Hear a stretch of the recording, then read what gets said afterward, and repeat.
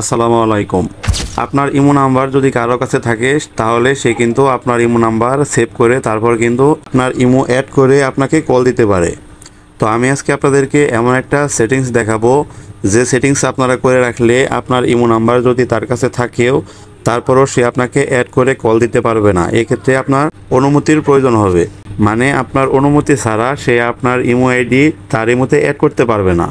তো এখন আমি আপনাদেরকে দেখাবো এই সেটিংসটা আসলে কিভাবে করবেন।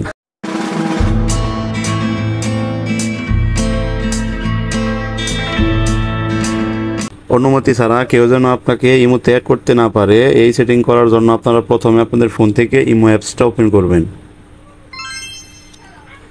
ইমো অ্যাপসটা ওপেন করার পর আপনারা প্রথমে আপনাদের হাতের বাম পাশে উপরে যে প্রোফাইলের আইকন আছে তার উপর ট্যাপ করবেন। এখন এখান থেকে সিকিউরিটি অ্যান্ড প্রাইভেসি এর উপর ট্যাপ করবেন। এখান থেকে একটু নিচের দিকে স্ক্রল করবেন। এখন এখানে দেখুন মেথড ফর অ্যাডিং মি এর উপর ট্যাপ করবেন। সবার উপরে দেখুন আছে ফোন নাম্বার, এর উপর ট্যাপ করবেন। এখন এখানে দেখুন সবার উপর আছে অ্যাড মি ডিরেক্টলি। আপনারা যদি এটাতে দিয়ে রাখেন তাহলে যে কেউ আপনার নাম্বার থাকলেই সে কিন্তু আপনাকে ইমোতে অ্যাড করে আপনাকে কল বা SMS করতে পারবে। আর 2 নাম্বার যেটা আছে অ্যাড মি আপন মাই অ্যাকসেপ্টেন্স, এটা যদি আপনারা দিয়ে রাখেন তাহলে কেউ যদি আপনার নাম্বার সেভ করে এবং ইমোর সাথে অ্যাড হতে চায় তাহলে আপনার এই পাশে একটা নোটিফিকেশন আসবে ইমো থেকে।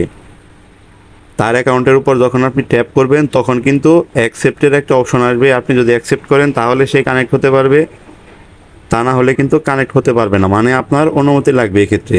আর নিচে আছে নট অ্যালাউড, তো এটা যদি দিয়ে রাখেন তাহলে আপনার ইমো নাম্বার কারো কাছে থাকলেও সে আপনাকে কোনোভাবেই অ্যাড করতে পারবে না। তো আমি 2 নাম্বারটা দিয়ে রেখেছি, মানে আমি অ্যাকসেপ্ট করলে সে আমার সাথে অ্যাড হবে, তা না হলে অ্যাড হতে পারবে না।